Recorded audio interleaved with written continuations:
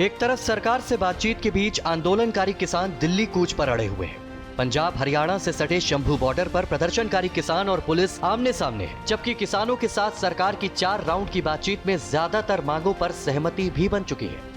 लेकिन किसान संगठन एमएसपी को कानून बनाने की जिद पर अड़ते हुए आंदोलन को हवा देने में जुटे हैं।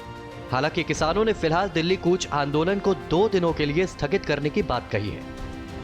आज देखिए, जो शंभू पर मोर्चा चल रहा उसका 10वां दिन हो गया और जो हमने केंद्र के समक्ष मांगे रखी हैं, जैसे एमएसपी गारंटी का कानून, किसान और खेत मजदूर का कर्जा माफी, लखीमपुर खीरी का इंसाफ, सभी दिल्ली के केस डले वापस लेना, बिजली बिल 2023 जो प्राइवेटाइजेशन उसे खत्म करना, पोल्यूशन एक्ट से खेती को बाहर निकालना, WTO से खेती सेक्टर को बाहर निकाला जाए, नरेगा 200 दिन उसकी दिहाड़ी 700 रुपया, फसली बीमा योजना सरकार अपने प्रयोगों का केंद्र की ओर से कोई भी अच्छा सही निर्णय नहीं लिया जा रहा। वहीं किसान आंदोलन के बीच मोदी सरकार ने गन्ना किसानों को बड़ा तोहफा दिया है। केंद्रीय कैबिनेट ने गन्ना प्रति क्विंटल 315 मूल्य से बढ़ाकर 340 रुपए प्रति क्विंटल तय करने का निर्णय लिया है। इस बीच केंद्रीय मंत्री अनुराग ठाकुर ने किसान आंदोलन को लेकर कहा कि सरकार बातचीत के लिए तैयार है और बातचीत से ही समाधान निकलेगा। दुनिया भर में जो खाद के दाम बढ़े, हमने उसके बावजूद किसानों पर खाद के दाम नहीं बढ़ने दिए, यूरिया के दाम नहीं बढ़ने दिए। 3 लाख करोड़ रुपए तक की सब्सिडी भारत सरकार ने दी है। लगातार पिछले 3 वर्षों में काम किया। नैनो यूरिया को हम लेकर आए। यूपीए के 10 साल में गेहूं, धान, दलहन, तिलहन, इन पर 5.5 लाख करोड़ रुपया एमएसपी की खरीद पर खर्च किया।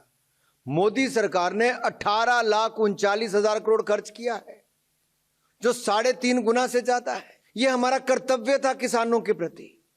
मोदी जी ने तभी तो कृषि एवं किसान कल्याण मंत्रालय नाम रखा। एक एक कदम देखिए उस दिशा में है। 15,511 करोड़ रुपया हमने खर्च किया प्रधानमंत्री सिंचाई योजना के अंतर्गत। उधर गुजरात से पीएम मोदी ने किसानों को लेकर खास संदेश दिया और बीजेपी सरकार को किसानों का सच्चा हितैषी बताया है। पीएम मोदी ने किसानों के हितों से जुड़े फैसले भी गिनाए और कहा कि वो गांव, गरीब और किसानों को ध्यान में रखकर ही फैसले लेते आ रहे हैं। पीएम ने अन्नदाता को ऊर्जा दाता और उर्वरक दाता बनाने की पहल का भी जिक्र किया और इसके फायदे गिनाए। भारत की आजादी के बाद देश में बहुत से ब्रांड बने, लेकिन अमूल जैसा कोई नहीं। आज अमूल भारत के पशुपालकों के सामर्थ्य की पहचान बन चुका है। अमूल यानी विश्वास, अमूल यानी विकास, अमूल यानी जन भागीदारी, अमूल यानी किसानों का सशक्तिकरण।